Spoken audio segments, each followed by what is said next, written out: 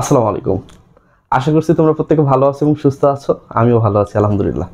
আজকে আমি কেমিস্ট্রি নিয়ে না, আমি আজকে বায়োলজি নিয়ে এসেছি এবং বায়োলজির যে অধ্যায়টা নিয়ে এসেছি সেটার নাম হলো কোষ এর গঠন। আমার এই অধ্যায়টা মূলত তাদেরই জন্য যাদের পরীক্ষা সন্নিকটে এবং কি কি টপিক পড়বে এই অধ্যায় থেকে হয়তো খুব ভালো করে জানা নেই, তারা আমার এই ভিডিওটা দেখলে তারা উপকৃত হবে। আমি মূলত এই অধ্যায়ে 1 ঘন্টার মতো হয়তো ক্লাস নিব এবং এই 1 ঘন্টা ক্লাসে আমি আলোচনা করার চেষ্টা করব যে কোন কোন টপিকটা পড়া জরুরি এমসিকিউর জন্য এবং কোন টপিক থেকে কিভাবে পড়তে হবে। ঠিক আছে, যারা খুব ভালো প্রিপারেশন নিতে চাও বা মেডিকেল বা ভার্সিটির ভালো সাবজেক্টের জন্য চেষ্টা করতে চাও, তারা এই ভিডিও দেখে শতভাগ উপকৃত হবা না।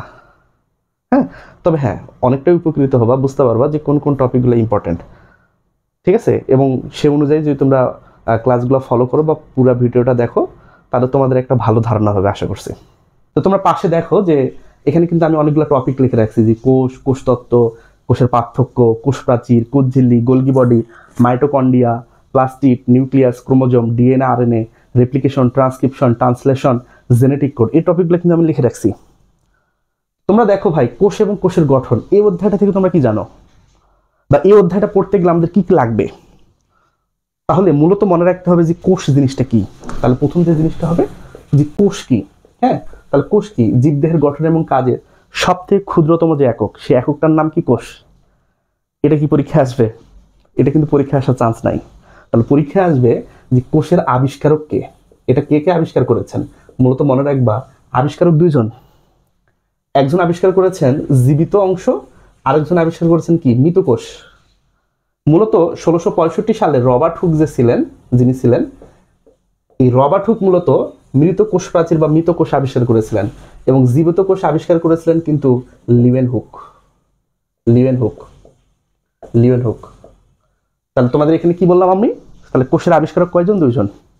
প্রথম ইনি কিন্তু রবার্ট হুক, কিন্তু তিনি প্রথম আবিষ্কার করেছেন এবং তিনি যে কোষটা আবিষ্কার করেছিলেন সেটা মৃত। আর লিওয়েন হুক পরবর্তী সময়ে তিনি যে কোষটা আবিষ্কার করেছিলেন সেটা কি? সেটা ছিল জীবিত। এবং এই প্রথম আবিষ্কার করার কারণে এই রবার্ট হুককে কিন্তু কোষবিদ্যার জনক বলা হয়। তাহলে আমরা কি বলি? কোষবিদ্যার জনক। কোষবিদ্যার জনক। তাহলে এনাকে কি বলছি আমরা? কোষবিদ্যার জনক। তাহলে তোমাদের পরীক্ষায় এভাবে কোশ্চেন আসতে পারে যে বলো তো বাবা, কোষবিদ্যার জনক কে? তাহলে আমরা কিন্তু কি বলবো? Robert Hooke. কিন্তু এখানে একটা ঝামেলা আছে। এই কোষবিদ্যার জনক যদি বলা হয় যে আধুনিক জনককে, আধুনিক, তাহলে উত্তর হবে সোয়ানসন। তাহলে কোষবিদ্যার যে ব্যাকডেটেড জনক, প্রথম জনক, তিনি কিন্তু কে? Robert Hooke. কিন্তু যদি বলা হয় যে আধুনিক জনককে, তাহলে কিন্তু হবে এটার উত্তর কি? সোয়ানসন। তো এখন আমরা কি জানবো? এই যে রবার্ট হুক, তিনি কোষবিদ্যার সম্পর্কে বা কোষ সম্পর্কে অনেক কথা বলেছিলেন।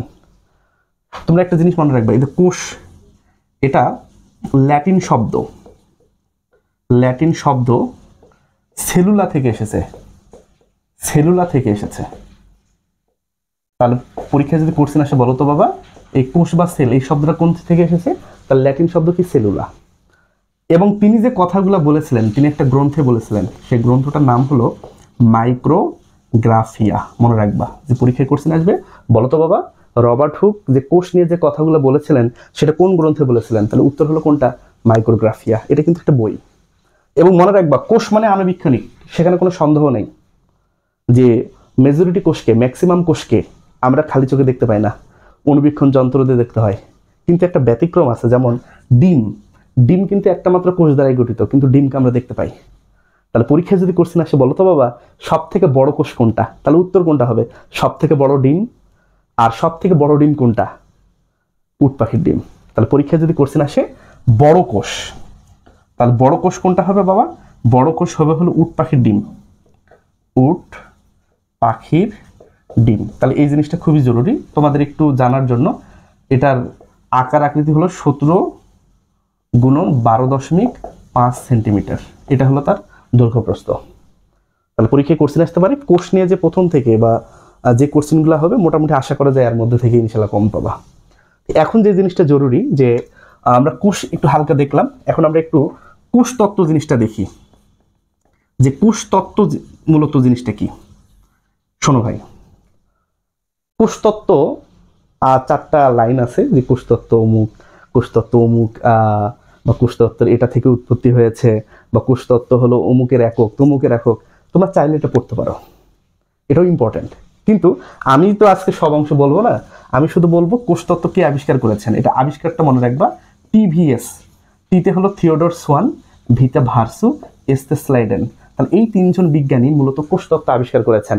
এটা কিন্তু অনেকবার পরীক্ষা এসেছে, যে এভাবে এসেছে যে কোষতত্ত্ব কে আবিষ্কার করেনি। কি বললাম? কোষতত্ত্ব কে আবিষ্কার করেনি। তাহলে ধরো অপশন এ ছিল এটা, অপশন ক এটা, ধরলাম খ এটা, ধরলাম ঘ এটা, আর গ নম্বর ধরো একটা অপশন দিল। তাহলে মনে রাখবা যে গ নম্বরের যে অপশনটা ছিল সেটাই কিন্তু উত্তর, কারণ কোষতত্ত্ব আবিষ্কার করেছেন মূলত এই 3জন। তাহলে থিওডর সোয়ান, ভার্সু, স্লাইডেন, এই 3জন কোষতত্ত্ব আবিষ্কার করেছেন। তোমরা চাইলে কোষতত্ত্ব নিয়ে যে কথাগুলো আছে তোমরা এই কথাগুলো একটু দেখতে পারো। এরপর আমরা মূলত যে জিনিসটা দেখবো যে কোষের প্রকারভেদ। শোনো, এই কোষের প্রকারভেদটা ইম্পর্টেন্ট। কোষের প্রকারভেদ, যে দেহকোষ, হ্যাঁ, তারপর আছে জনন কোষ। দেহকোষ কেমন, ডিপ্লয়েড না হ্যাপ্লয়েড, জনন কোষ কেমন, ডিপ্লয়েড না হ্যাপ্লয়েড, দেহকোষের কি কি উদাহরণ, জনন কোষের কি কি উদাহরণ, জাস্ট এতটুকু।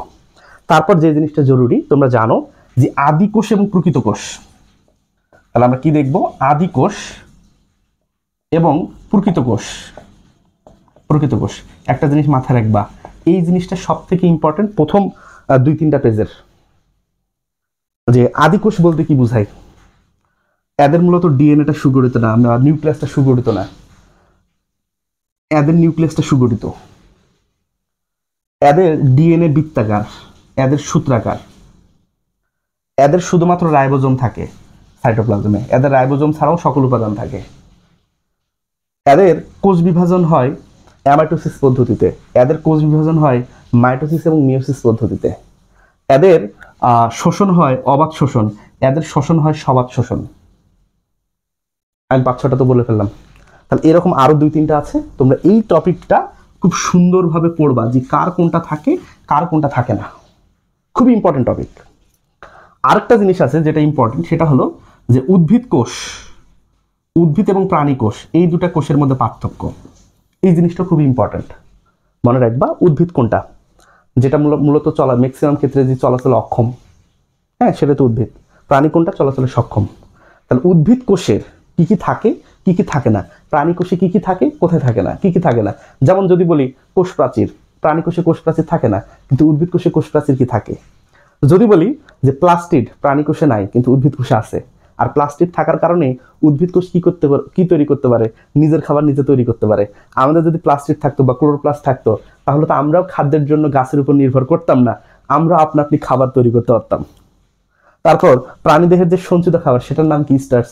আর মানুষের দেহের বা প্রাণী দেহের যে সঞ্চিত খাবার সেটার নাম কি? গ্লাইকোজেন। তাহলে এই জিনিসটাও কিন্তু ইম্পর্টেন্ট।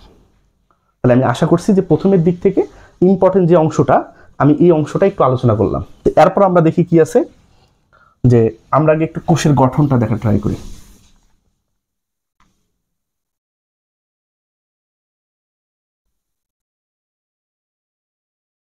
কোষের গঠনটা দেখি। দেখো ভাই, আমরা যদি কোষের গঠনটা দেখি তাহলে মনে রাখবা, আমরা যদি একটা ছোট্ট চিত্র আঁকাই, ধরো এটা একটা চিত্র আঁকলাম, এটা একটা চিত্র আঁকলাম। কোষের গঠনে কি কি থাকে? সবচেয়ে বাইরে যেটা থাকে সেটার নাম হলো কোষ প্রাচীর। কোষ প্রাচীর। তার নিচে যেটা থাকবে সেটাকে কি বলি আমরা নর্মালি? এই জিনিসটাকে আমরা বলছি হলো কোষ ঝিল্লি। কোষ ঝিল্লি, কোষ ঝিল্লি। আচ্ছা, আর কি থাকে? নিউক্লিয়াস, তাই তো? তাহলে এটার নাম কি বললাম আমরা? নিউক্লিয়াস। নিউক্লিয়াস, এটা হলো নিউক্লিয়াস। তাহলে নিউক্লিয়াস ছাড়া যে সজীব অংশগুলো থাকে, সজীব অংশ, সজীব অংশ, যে সজীব অংশ, এটাকে আমরা কি বলছি? সাইটোপ্লাজম, তাই তো? সাইটোপ্লাজম। আর নির্জীব অংশ থাকে সেটা মৃত, তাই তো? কিছু নির্জীব অংশ। তাহলে এই হলো অংশ। তাহলে পরীক্ষায় করছি না ভাই যে কোষের গঠনে, একটা কোষের গঠনে কি কি থাকে, তাহলে আমরা বলতে পারি এই 5টা অংশ থাকে। সাইটোপ্লাজম কিন্তু একটা অংশ না। সাইটোপ্লাজম বলতে সাইটোপ্লাজমের যতগুলো অঙ্গাণু আছে সবগুলো অঙ্গাণু কিন্তু এখানে ইনক্লুডেড। হ্যাঁ, ইনক্লুড আছে। হ্যাঁ, সো এই জিনিসগুলো খুবই জরুরি। তাহলে এখন আমরা কি দেখলাম যে কোষ প্রাচীর, কোষ ঝিল্লি, নিউক্লিয়াস। আরেকটা ইম্পর্টেন্ট টপিক এখান থেকে এভাবে বলবে যে একটা উদ্ভিদ, আমরা কিছুক্ষণ আগে বললাম যে উদ্ভিদ দেহের সঞ্চিত খাবারের নাম কি? স্টার্চ। প্রাণী দেহের সঞ্চিত খাবারের নাম কি বলছি আমরা? গ্লাইকোজেন। তো একটা জিনিস মাথায় রাখবো যে একটা উদ্ভিদ কি কি খাবার সঞ্চয় করতে পারে। তাহলে মনে রাখবো যে সঞ্চিত উপাদান, উদ্ভিদ দেহে কি উপাদান? সঞ্চিত উপাদান কি কি? সঞ্চিত উপাদান তোমরা এটা নর্মালি সবাই সূত্র দিয়ে মনে রাখো। সূত্রটা হলো সিপিএল।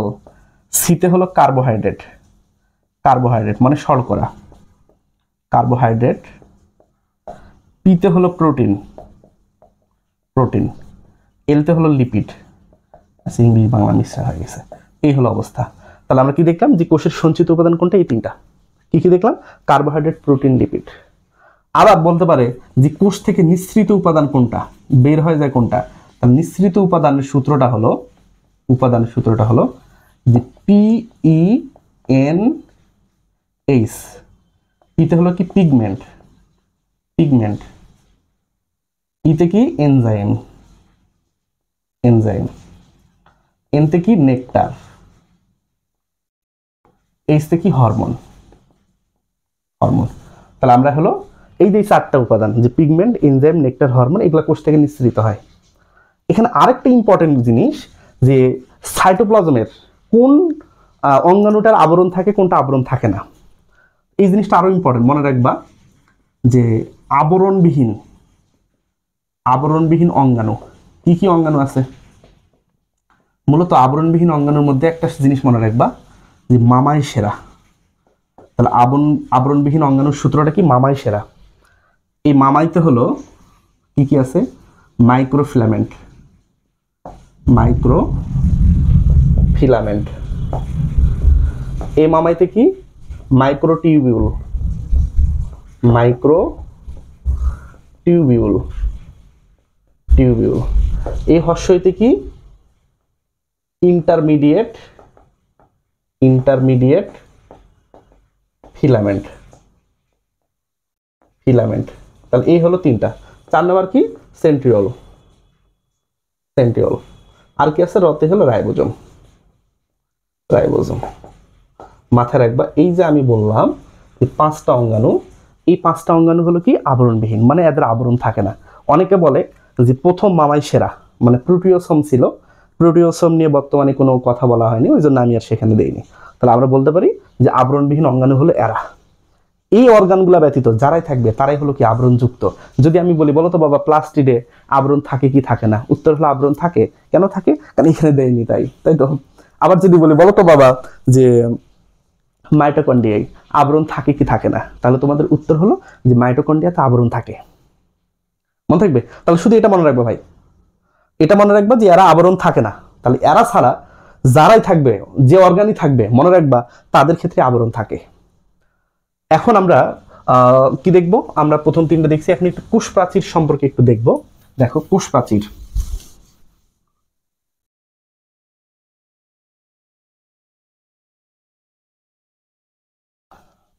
ওকে। কোষ প্রাচীর, কোষ প্রাচীর শোনো, তোমরা ইন্টারে এই অধ্যায় থেকে কোষ প্রাচীর নিয়ে অনেক কিছু পড়েছো, তাই তো? অ্যাডমিশনও অনেক কিছু দরকার। এই টপিকটা খুবই ইম্পর্টেন্ট, অনেকবার কোশ্চেন এসেছে, কিন্তু এখন তো আমি সব আলোচনা করব না বা করতে পারবো না। তো এখান থেকে মূলত যেটা না বললেই নয়, এই জিনিসটা আমি একটু বলি। মনে রাখবা কোষ প্রাচীর হলো উদ্ভিদের অনন্য বৈশিষ্ট্য। কি বৈশিষ্ট্য? অনন্য বৈশিষ্ট্য।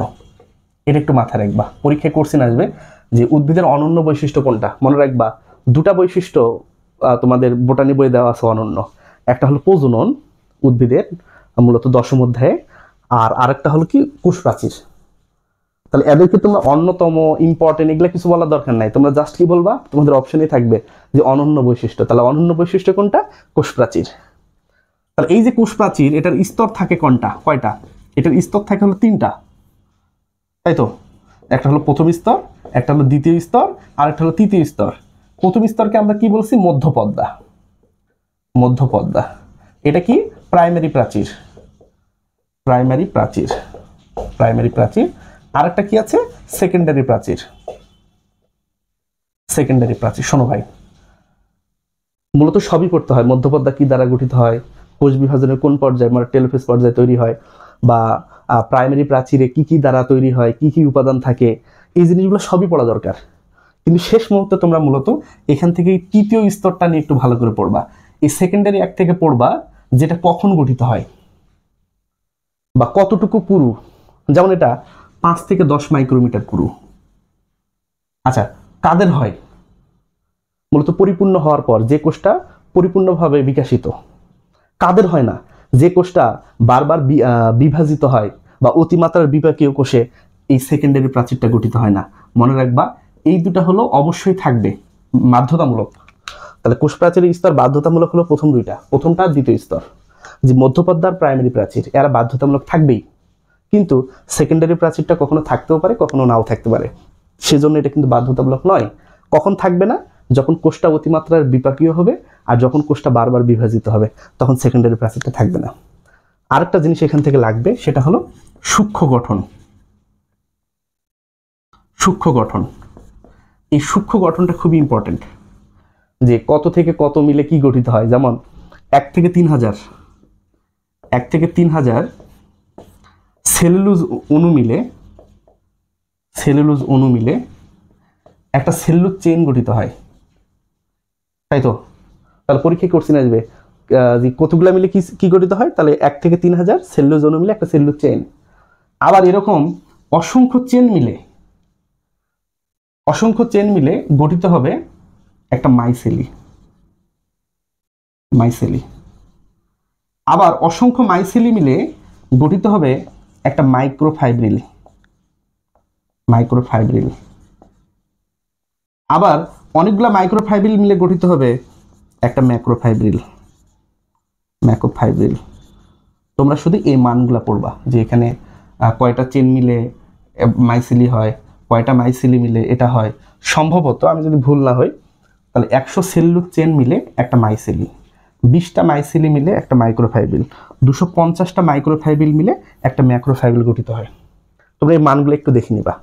মানগুলা একটু মানে সবগুলা মান আমি শিওর না, তবে আশা করছি যে ভুল হওয়ার কথা না। তারপরে তুমি একটু মানগুলা দেখে নিবা। আরেকটা জিনিস এখান থেকে লাগবে তোমাদের, এই মাইসেলিকে বলা হয় যে কোষ প্রাচীরের গঠনের সবচেয়ে ক্ষুদ্রতম একক। তাহলে এটা কি? সবচেয়ে ক্ষুদ্রতম একক। কিসের গঠনে? কোষ প্রাচীরের গঠনে। কোষ প্রাচীরের গঠনে। তাহলে পরীক্ষায় তোমাদের কোশ্চেন আসতে পারে, বলো তো বাবা, যে কোষ প্রাচীরের গঠনের সবচেয়ে ক্ষুদ্রতম এককের নাম কি? উত্তর হলো মাইসেলি। তাহলে আমরা এখান থেকে কি দেখলাম? আরেকটা জিনিস তোমাদের লাগবে, কোষ প্রাচীরের গঠনে সবচেয়ে বেশি লাগে হলো সেলুলোজ। কত পার্সেন্ট লাগে জানো? 40%। এটা একটু মাথায় রাখবা, যে কোষ প্রাচীরের গঠনে অনেকগুলো উপাদান লাগে, সেলুলোজ, হেমিসেলুলোজ, গ্লাইকোপ্রোটিন, আরো অন্যান্য আছে। কিন্তু সব থেকে বেশি কোনটা লাগে ভাই? যে সেটার নাম হলো সেলুলোজ। কত পার্সেন্ট লাগে বলো তো? 40। এখন মূলত আমরা দেখব যে কোষ প্রাচীর শেষ, এখন একটু আমরা যে প্রোটোপ্লাজম এবং সাইটোপ্লাজম, এটা নিয়ে একটু হালকা আলোচনা করি। হ্যাঁ, না প্রোটোপ্লাজম সাইটোপ্লাজম তোমরা পারবে, এটা সহজ জিনিস। তোমাদের আমি আলোচনা করি ডিরেক্ট কোষ ঝিল্লি নিয়ে। কোষ ঝিল্লি, যে কোষ ঝিল্লি জিনিসটা কি? তাহলে ঝিল্লি মানে কি? আবরণ, তাই তো? আচ্ছা, কোথায় থাকে এটা? কোষ প্রাচীরের নিচে। একটু পানি দাও তো। কোষ প্রাচীরের নিচে। এই কোষ ঝিল্লিটা কিন্তু পরীক্ষার জন্য ইম্পর্টেন্ট।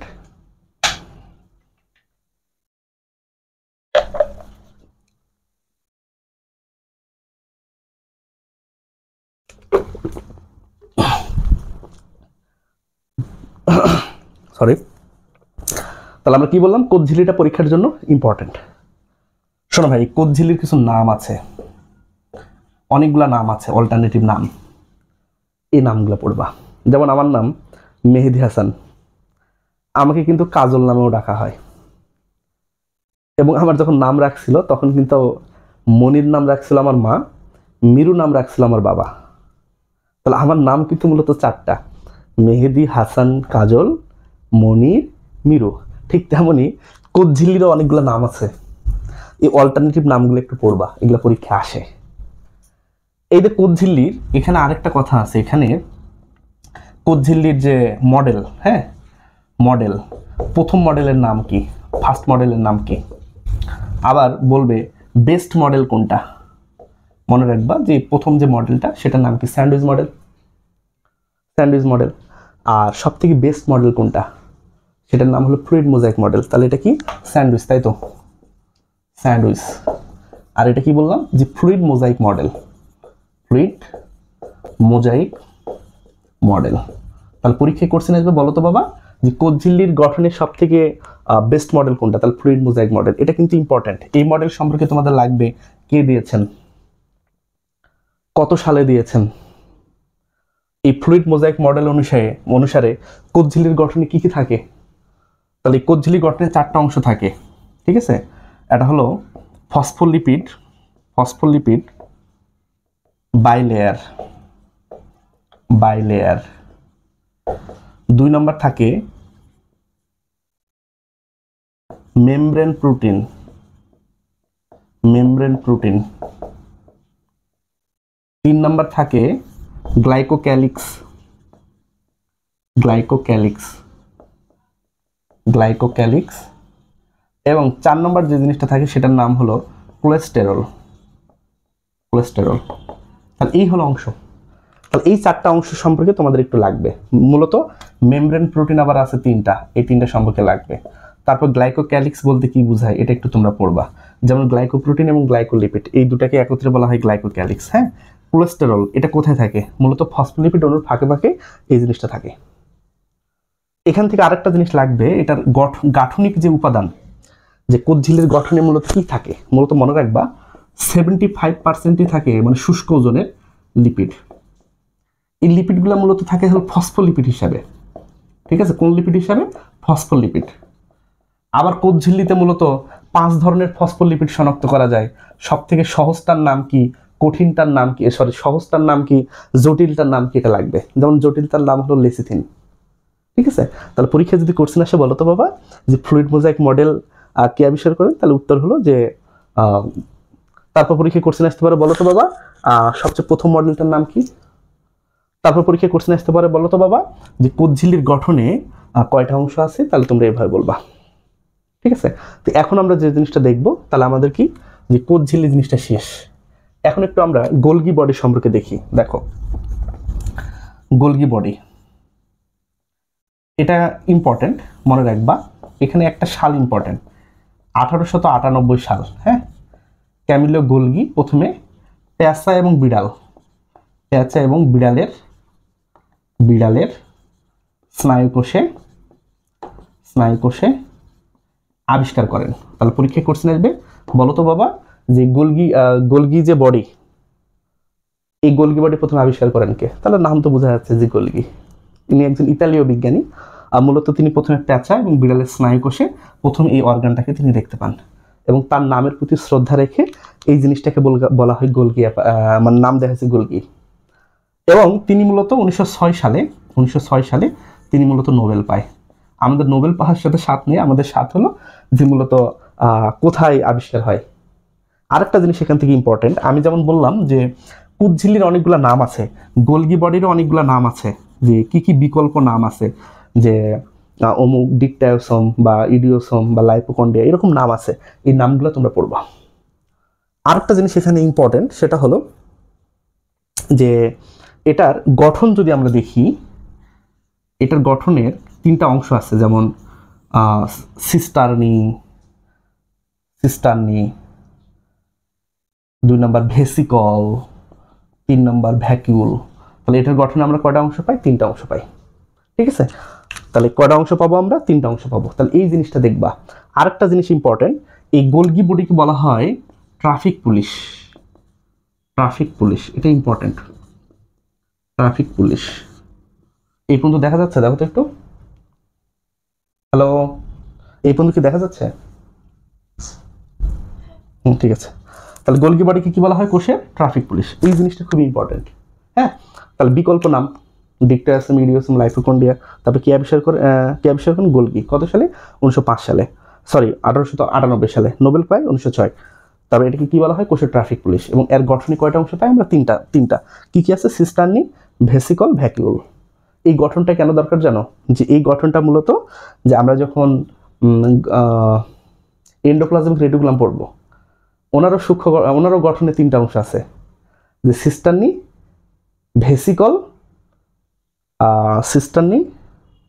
ভেসিকল, আরেকটা নাম হলো টিউবিউল।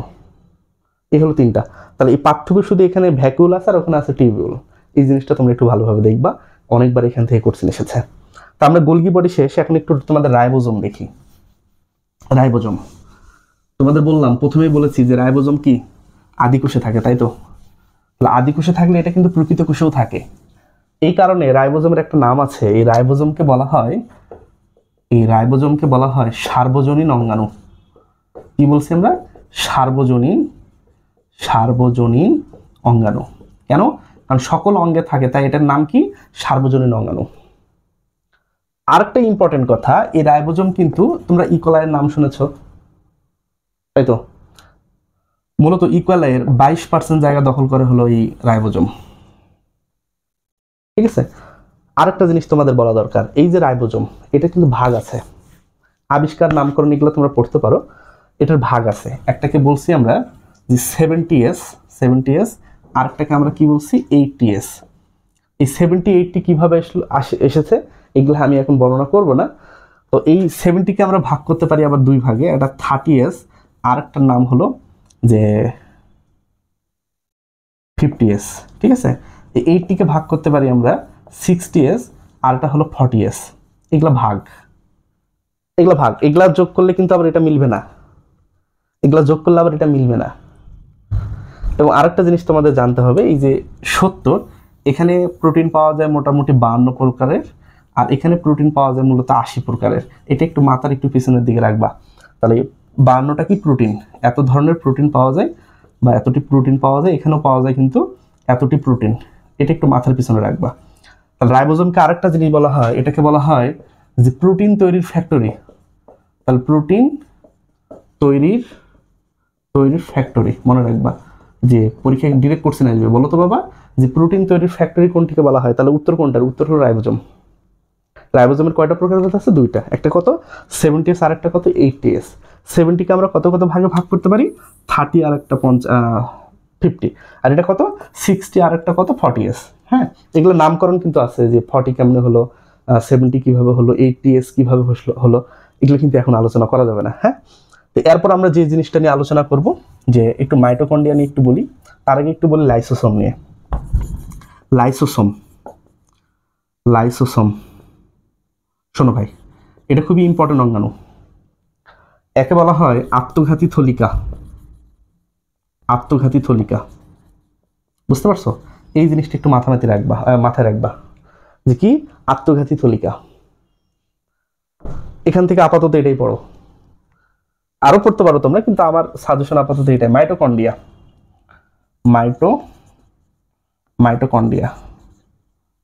শোনো ভাই, এখান থেকে সবচেয়ে জরুরি যে সংখ্যাটা, যে মাইটোকন্ড্রিয়াকে কি বলছি আমরা? পাওয়ার হাউস, তাই তো? তাহলে পরীক্ষায় কোশ্চেন আসবে ডিরেক্ট, মাইটোকন্ড্রিয়াকে আমরা কি বলছি? Power house. এটা সংখ্যাটা মূলত মনে রাখবা, প্রতিটা কোষে 300 থেকে 400টা থাকে। তাহলে প্রত্যেকটা কোষে এটা সংখ্যা কত? 300 থেকে 400টা। যকৃত কোষ আরো বেশি থাকে। ঠিক আছে। অ্যামিবাতে আরো বেশি, কারণ অ্যামিবা কি একটা মাত্র কোষ দ্বারা গঠিত। তাহলে মূলত এখান থেকে ইম্পর্টেন্ট হলো যে এটাকে পাওয়ার হাউস বলা হয়, এবং এখানে প্রতি কোষে এদের সংখ্যা কত? 300 থেকে 400টা। আরেকটা জিনিস এখান থেকে ইম্পর্টেন্ট, তোমরা যখন মাইটোকন্ড্রিয়ার গঠনটা পড়বা, 5টা বা 6টা গঠনের অংশ পাবা, তো সেখানে সব থেকে বেশি ইম্পর্টেন্ট হলো যে মাইটোকন্ড্রিয়া যদি আমরা একটু দেখি, ক্রিস্টি জিনিসটা একটু পড়বা। ক্রিস্টি প্লাস অক্সিসোম, এই দুটা জিনিস কি, এটা একটু লাগবে তোমাদের। ক্রিস্টি কি, অক্সিসোম কি? শোনো ভাই, আমি যদি এরকম একটা মাইটোকন্ড্রিয়ার চিত্র আঁকাই, তাহলে এরকম কিছু ভাঁজ দেখতে পাবো ভিতরে। তাহলে এই যে ভাঁজগুলোর নাম হলো ক্রিস্টি। আর এর ভিতর যে এরকম সুবিন্ত অনেকগুলো বস্তু থাকে, এরকম গোলাকার বস্তু থাকে, ওই বস্তুগুলোর নাম হলো অক্সিসোম। এই দুটা জিনিস খুব ইম্পর্টেন্ট, যে ক্রিস্টি বলতে আমরা কি বুঝি, অক্সিসোম বলতে আমরা কি বুঝি। তাহলে এই দুটা জিনিস একটু ভালো করে লাগবে। এখন আমরা আর কি দেখতে পারি এখান থেকে আরেকটা জিনিস আমরা যদি চাই দেখতে পারি, তবে আপাতত দরকার না। দেখি শোনো ভাই, এখানে পাওয়ার হাউস কেন বলা হয়েছে? কারণ যে সবাত শোষণের যে ধাপগুলো আছে, গ্লাইকোলাইসিস, ক্রেব চক্র, তাই তো, অ্যাসিটাইল কোয়ে, তো এই যে ধাপগুলোর মধ্যে গ্লাইকোলাইসিস ঘটে না, বাদ বাকি সকল ধাপ এখানে ঘটে। গ্লাইকোলাইসিস ঘটে না। গ্লাইকোলাইসিস ছাড়া সবাত শোষণের বাকি যে ধাপগুলো আছে প্রত্যেকটা ধাপ কিন্তু এখানে ঘটে। তাহলে এখন কোশ্চেন হলো ভাই, গ্লাইকোলাইসিস তাহলে কোথায় ঘটে? গ্লাইকোলাইসিস কিন্তু মূলত সাইটোপ্লাজমে ঘটে। তাহলে পরীক্ষায় যদি কোশ্চেন আসে, বলো তো বাবা, আত্মঘাতী থলিকা কোনটা? লাইসোসোম। মাইটোকন্ড্রিয়া কি? Power house. কতগুলো থাকে? 300 থেকে 400। এরপর আমরা যেটা যাই, একটু প্লাস্টিডে যাই। প্লাস্টিড, তোমরা প্রত্যেকেই প্লাস্টিডের অবশ্যই নাম শুনেছ, প্লাস্টিডের নাম শুনেছ। তো প্লাস্টিড আমরা একটু দেখি। প্লাস্টিড, শোনো, প্লাস্টিডের প্রকারভেদ কয়টা আছে বলো তো? 3টা। কি কি আছে? যে লিউকোসাইট, লিউকোসাইট না, ক্রোমোপ্লাস্ট, ক্রোমোপ্লাস্ট, ক্লোরোপ্লাস্ট, আরেকটার নাম হলো লিউকোপ্লাস্ট।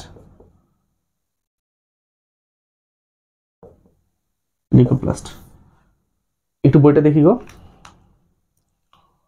Chromoplast, chloroplast, leucoplast.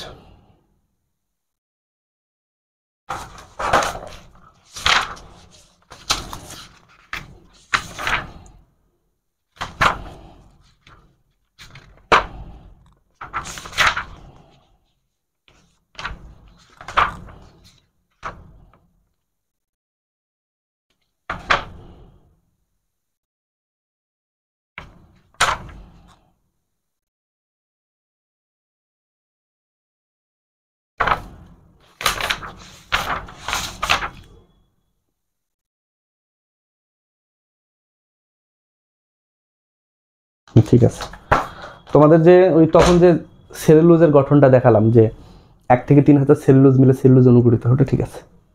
তাহলে এখানে কি দেখলাম? যে ক্রোমোপ্লাস্ট, ক্লোরোপ্লাস্ট, লিউকোপ্লাস্ট। তাহলে লিউকোপ্লাস্ট মানে কি? এটা হলো বর্ণহীন। আবার ক্লোরোপ্লাস্ট মানে কি? সবুজ।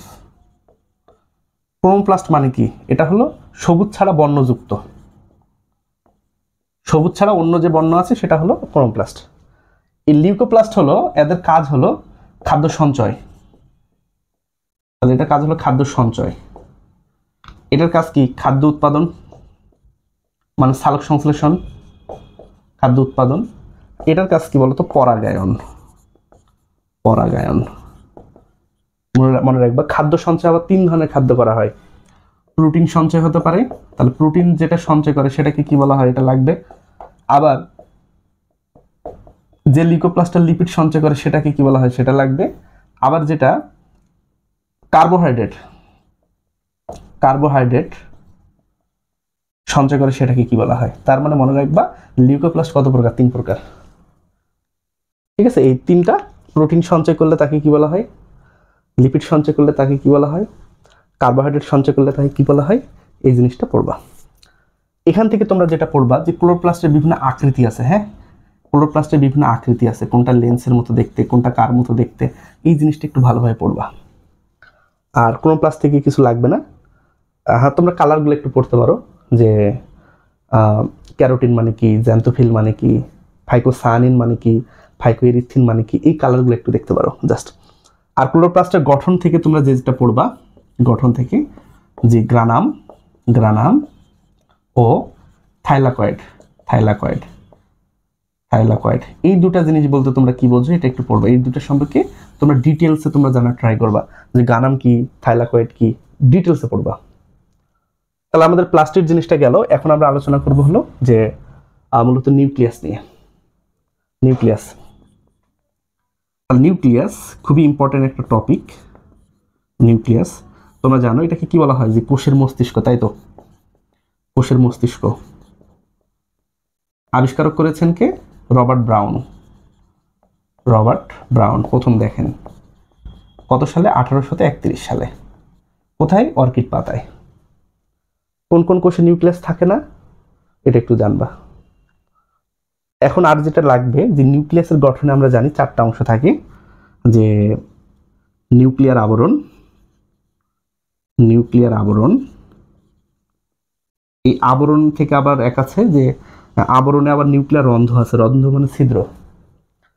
এই ছিদ্রটা আকার কত এটা লাগবে, এবং প্রত্যেকটা ছিদ্র কি দ্বারা নিয়ন্ত্রিত হয় এটাও লাগবে, যে প্রোটিন গ্রানুল দ্বারা নিয়ন্ত্রিত হয়, তাহলে কয়টা প্রোটিন গ্রানুল লাগে এটা লাগবে।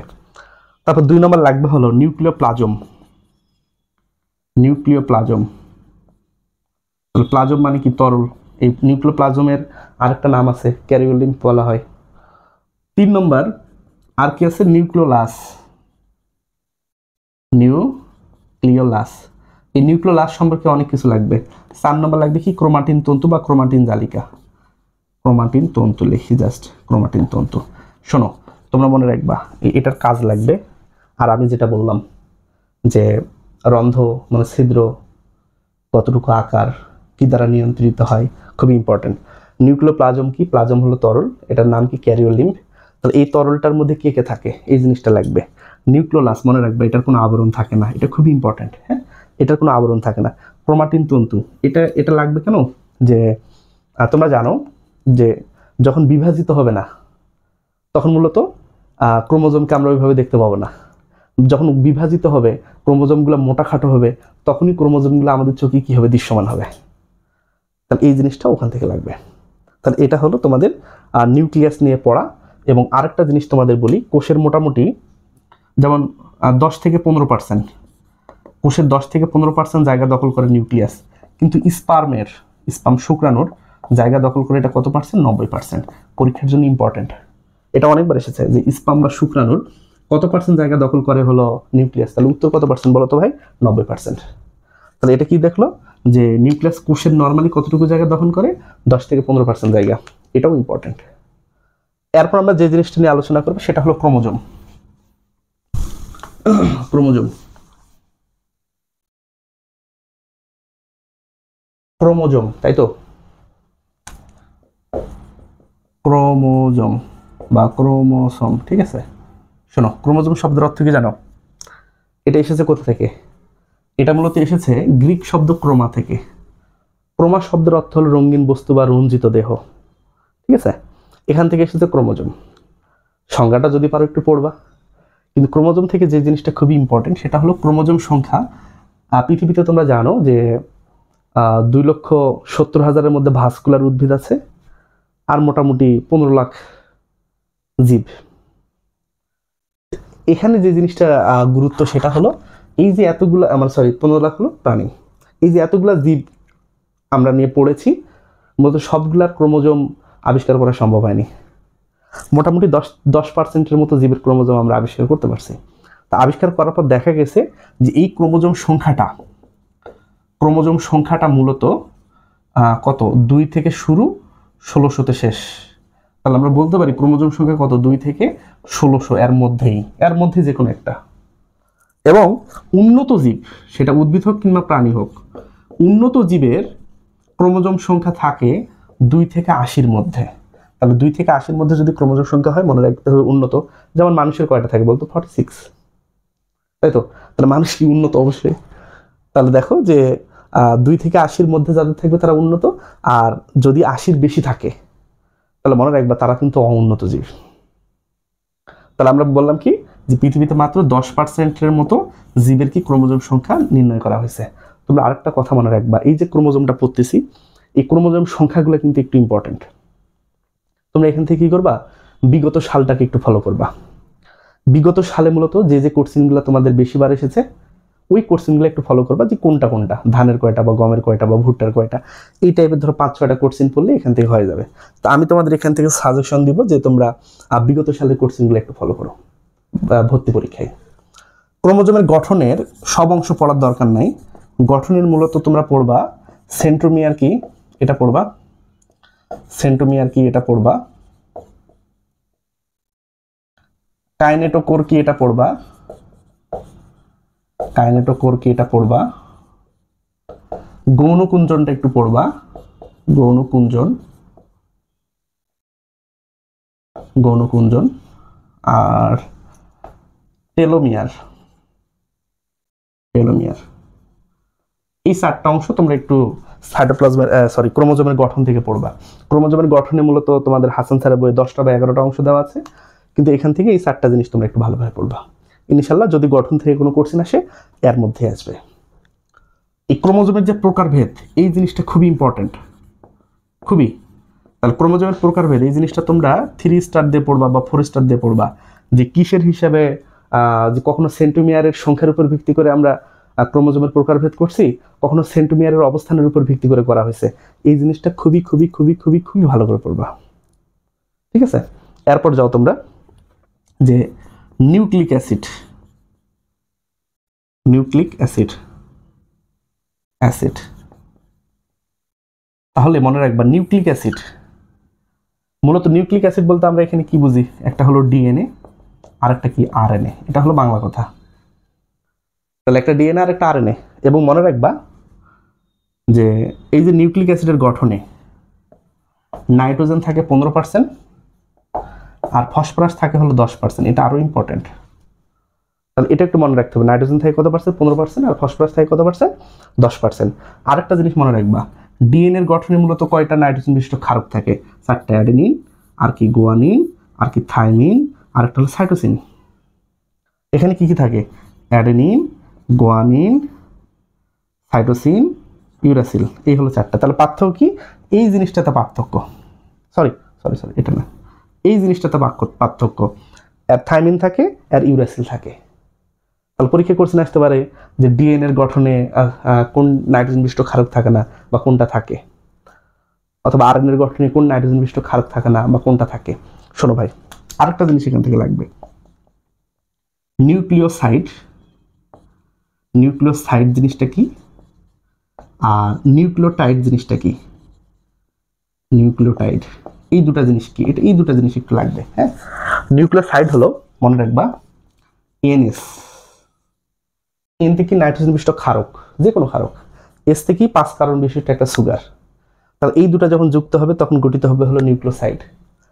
আর এটার সাথে যখন এন এস যখন পি যুক্ত হবে, পি মানে কি ফসফেট, এখনো যখন ফসফেট যুক্ত হবে তখন যে জিনিসটা গঠিত হবে সেটার নাম হলো নিউক্লিওটাইড।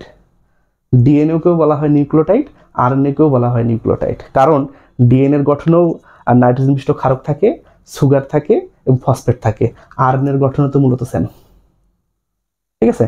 তাহলে এই হলো অবস্থান, তোমরা নিউক্লিক অ্যাসিড থেকে মূলত এই জিনিসগুলো দেখবা। এখন যে জিনিসটা তোমাদের এখান থেকে লাগবে, যে জিনিসটা লাগবে সেটা হলো যে আমরা একটু ডিএনএটা দেখি। হ্যাঁ, তাহলে ক্রোমোজোম শেষ, আমরা নিউক্লিক অ্যাসিড শেষ, আমরা এখন একটু ডিএনএটা দেখব। ওকে ভাই, শোনো, তোমরা বুঝতে পারতেছো ডিএনএ ইম্পর্টেন্ট। যখন ইন্টারে ছিলা ডিএনএ থেকে সৃজনশীল আসতো, তাই না, যে ডিএনএর গঠন বর্ণনা করো, সেম। এখান থেকে তোমরা আবিষ্কারকের নাম পড়বা, অনেক কিছু আছে, 2-3টা লাইন এটা পড়বা। ক্রোমোজোমে এটি এবং জিসি এর পরিমাণ সমান, এটাকে বলা হয় কারগাফ রুল। এই জিনিসটা একটু মাথায় রাখবা। এবং ডিএনএ পরিমাপ করা হয় পিকোগ্রাম এককে, পিকোগ্রাম এককে, পিকোগ্রাম একক। 1 পিকোগ্রাম সমান কত, 10⁻12 গ্রাম। এগুলো একটু মনে রাখবা। হ্যাঁ, পিকোগ্রাম এককে। তাহলে পরীক্ষায় যদি কোশ্চেন আসে বলো তো বাবা যে আমাদের দেহে ডিএনএ আছে, আমরা কোন এককে পরিমাপ করি, তাহলে এটার উত্তর কত, যে পিকোগ্রাম একক। 1 পিকোগ্রাম সমান কত গ্রাম, 10⁻12 গ্রাম। এখন এই যে ডিএনএ এর ভৌত মডেল বা স্ক্রু দিয়ে মডেল ওয়াটসন এবং ক্রিক, ওয়াটসন ও ক্রিক কত সালে আবিষ্কার করেছিলেন, 1953 সালে। এবং এরা পরবর্তীতে কি পায়, নোবেল পায়। তাহলে এই জিনিসটা একটু মনে রাখতে হবে যে ডিএনএ মূলত ডিএনএ ভৌত গঠন বা ডিএনএর গঠন স্ক্রু দিয়ে নাটবল্টু দিয়ে কে বানাইছিলেন, তাহলে এটার নাম হলো ওয়াটসন এবং ক্রিক। এখন এই ডিএনএর গঠনটা খুবই ইম্পর্টেন্ট, এর গঠনটা। আরেকটা জিনিস তোমাদের বলি, ডিএনএ কে আমরা কি বলছিলাম, নিউক্লিওটাইড। ডিএনএ কি নিউক্লিওটাইড, নিউক্লিওটাইড। তাহলে ডিএনএ যদি নিউক্লিওটাইড হয় তাহলে এখানে কি থাকবে, এনএসপি থাকবে, নাইট্রোজেন মিশ্রিত ক্ষারক, সুগার আর একটা কি ফসফেট। তাহলে নাইট্রোজেন মিশ্রিত ক্ষারক কারা কারা থাকে, adenine, guanine, thymine, cytosine. Sugar কোনটা থাকে, ডিঅক্সিরাইবোজ সুগার, ডিঅক্সিরাইবোজ সুগার, মানে একটা রাইবোজ আর একটা হলো ডিঅক্সিরাইবোজ। তাহলে এই সুগারটা থাকে, আর পিতে তো ফসফেট, ফসফেট থাকে। তাহলে এই কারণে এটাকে আমরা কি বলছি, নিউক্লিওটাইড। ডিএনএ এর গঠনটা একটু ভালোভাবে পড়বা, যে ডিএনএ এর গঠনে কি থাকে, যে 5 কারণ বিশিষ্ট একদিকে, আরেকদিকে 3 কারণ বিশিষ্ট, মাঝখানে কি দ্বারা গঠিত হয়, প্রত্যেকটা প্যাচের দৈর্ঘ্য কত, প্রত্যেকটা সিঁড়ির দৈর্ঘ্য কত, এর ওজন কত, হ্যাঁ এগুলো সব কিন্তু লাগবে। বা এখানে হাইড্রোজেন বন্ধন কয়টা আছে, যেমন এই যে এ এবং টি, এখানে হাইড্রোজেন বন্ধন দুটা, এই যে দুটা। জি এবং সি, এখানে হাইড্রোজেন বন্ধন 1 2 3টা। এই কারণে এটির থেকে কিন্তু জি সি কি অনেক শক্তিশালী, কারণ এখানে হাইড্রোজেন বন্ধন বেশি, হাত বেশি। হাত বেশি থাকলে শক্তিশালী বেশি, হাত কম থাকলে কিন্তু শক্তি কম, বা ওটাকে ভাঙতে শক্তি আমাদের কি লাগবে, কম লাগবে। তোমরা যদি ধরো একটা ইট আছে, মানে একটা ইট তুমি পোড়াইছো, পুড়ে শক্ত বানাইছো, আর একটা হলো মাটির ইট, দুটাকে যদি হাতুড়ি দিয়ে বাড়ি দাও, দেখবা মাটির ইট অল্পতেই ভেঙে গেছে, কিন্তু ওই যে ইটটা পোড়ানো হয়েছে ওই ইটটা কিন্তু অত সহজে ভাঙেনি। তার কারণটা হলো ওটা কিন্তু অনেক শক্ত হয়ে গেছে। আবার ওই ইটটা যদি হতো লোহার, তাহলে কিন্তু আরো অবস্থা খারাপ, ভাঙা খুব কঠিন। তাহলে আমাদের ডিএনএ এর গঠনটা তোমরা একটু ভালো করে পড়বা। এখন চলো আরএনএ তে চলো।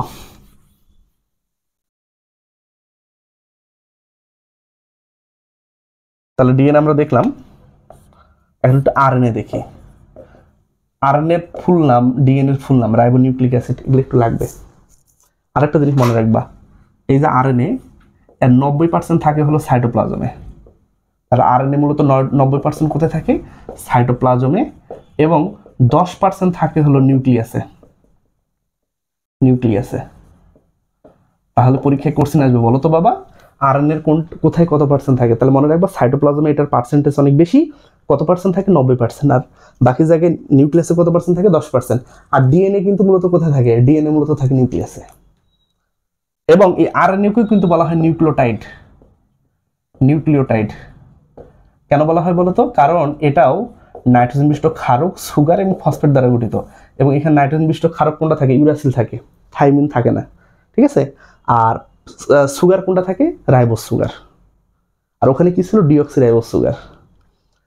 আরএনএ থেকে যেটা ইম্পর্টেন্ট সেটা হলো এর প্রকারভেদ, অনেকগুলো প্রকার আছে, mRNA, tRNA, gRNA, rRNA, minor RNA.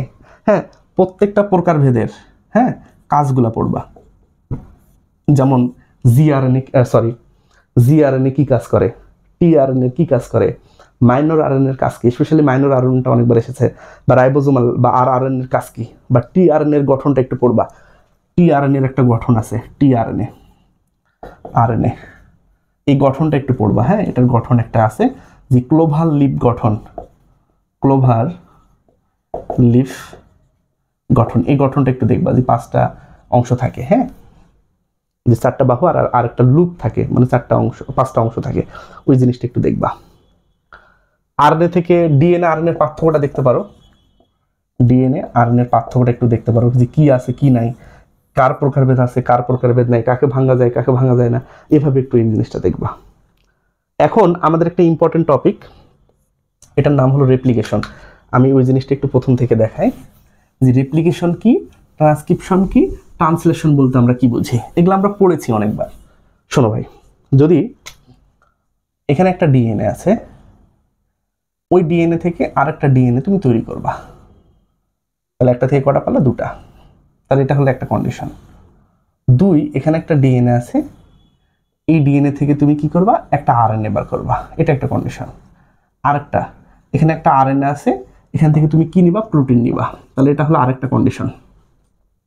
মনে রাখবা, এই যে ডিএনএ থেকে যখন ডিএনএ, তাহলে ডিএনএ থেকে যখন তুমি ডিএনএ তৈরি করবা, এই পদ্ধতিটাকে বলা হয় রেপ্লিকেশন।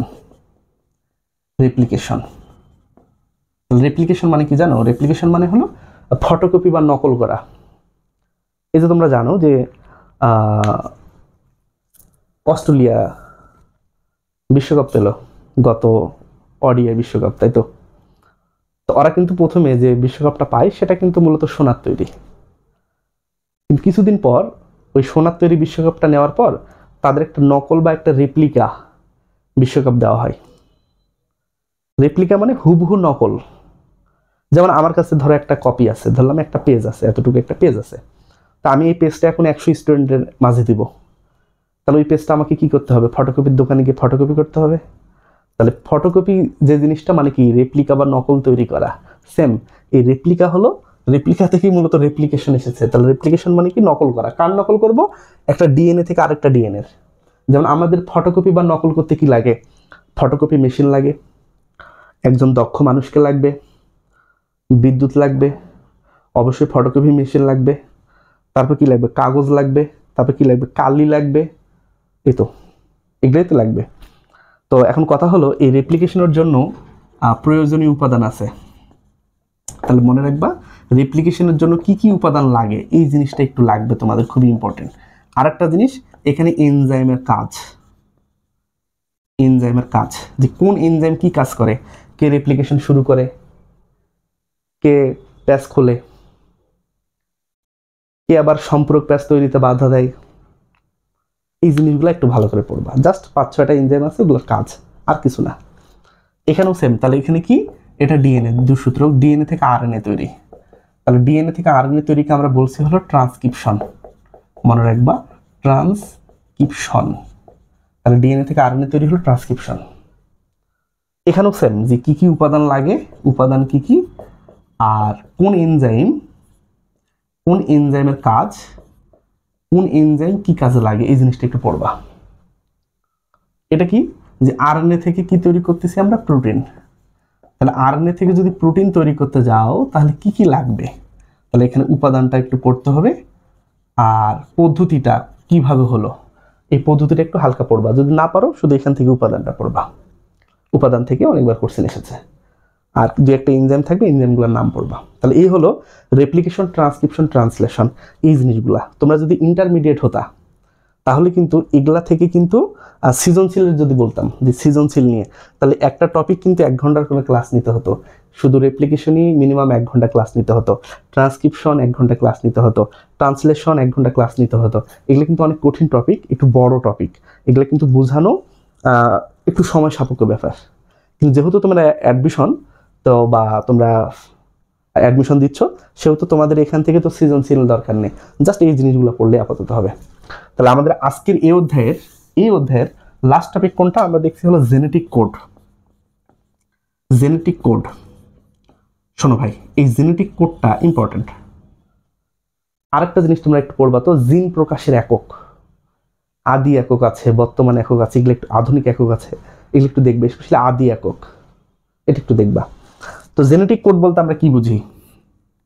যেমন স্টপ কোডন, স্টপ কোডন কি, সূচনা কোডন কি, হ্যাঁ সূচনা কোডন কি, এই জিনিসটা একটু দেখবা। বা ট্রিপলেট বলতে কি বুঝায়, ট্রিপলেট বলতে কি বুঝায়, এই জিনিসটা একটু দেখবা। অ্যান্টিকোডন কি, আমি একটু অ্যান্টিকোডনটা তোমাদের দেখাই। অ্যান্টিকোডন বলতে তোমরা কি বোঝো, এটা একটু পড়বা।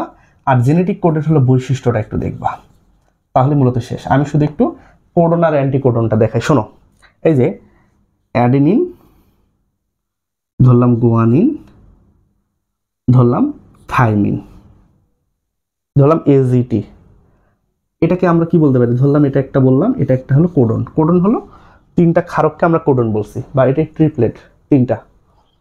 এটার অ্যান্টিকোডন বলতে বোঝায় এটার সাথে কি কি হতে পারে। যেমন এ কার সাথে যুক্ত হবে অল টাইম? টির সাথে। জি কার সাথে যুক্ত হবে? সির সাথে। টি কার সাথে যুক্ত হবে? এর সাথে। তাহলে এই জিনিসটাকে যদি কোডন বলি, তাহলে এই জিনিসটাকে বলবো আমরা অ্যান্টিকোডন।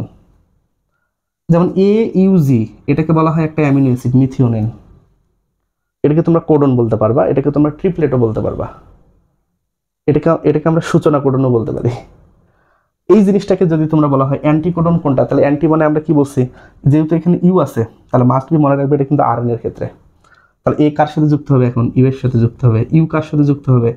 এর সাথে যুক্ত হবে। জি কার সাথে যুক্ত হবে? সির সাথে যুক্ত হবে। তোমরা অনেকে বলতে পারো ভাই এখানে আপনি এ দিলেন কেন? শোনো ভাই, ইউ কোথায় থাকে? ইউ থাকে হলো ইউরাসিল, তাই তো? ইউ মানে তো ইউরাসিল, এটা কোথায় থাকে? আরএনএ তে থাকে। তার মানে ইউ আছে মানে এটা আরএনএ এর ক্ষেত্রে বুঝাইছে। তাহলে এই জিনিসটা আমরা এটা বলতে পারি। আবার আরেকটা জিনিস বলতে পারি, সেটা হলো তাহলে কোডন এটা আরেকটা বলতে পারি, যেমন এ টি টি সি জি, এটার যদি আমরা বলি ভাই অ্যান্টিকোডন বার করো, তাহলে এর সাথে কি যুক্ত হবে? টি, টির সাথে কি হবে? এ, টির সাথে এ, সির সাথে কোনটা? জি, জির সাথে কোনটা? সি। এই হলো অবস্থা।